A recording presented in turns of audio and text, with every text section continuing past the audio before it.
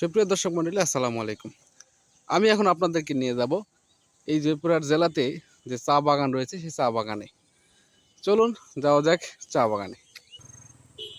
দর্শক মণ্ডলী ভাবতেছেন আমি চা বাগান বলে কেন কলা বাগানে নিয়ে আসলাম। আসলে কলা বাগানে নিয়ে আসার মূল উদ্দেশ্য হচ্ছে আমি আসলে চা বাগানের ধারে রয়েছি। এখন আমি আপনাদেরকে সেই চা বাগান দেখাবো।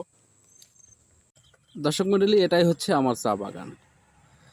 সামনে যে গাছটি দেখতে পাচ্ছেন, এই গাছটি হচ্ছে, এটাকে বাংলা কথায় বলা হয় মটমটিয়া গাছ। সাধারণত নদী পার বা বনজ সাইটে এই গাছটি দেখা যায়। এই গাছটির পাতা শুকিয়ে সেটা পানিতে সিদ্ধ করে চা হিসাবে খাওয়া হয়। আবার এটা যারা মাছ মারে, মাছ শিকার করে, তারা যদি এই মটমটিয়া গাছের পাতা শুকিয়ে মাছের চারার সঙ্গে মিশিয়ে যদি মাছ শিকার করেন তাহলে মাছ বেশি পাওয়া যায়। আর এই বাংলার জনপতি যেখানে সেখানে কিন্তু এই গাছটি পাওয়া যায়। তাই আমি বলতেছি এটা হচ্ছে বাংলার চা বাগান।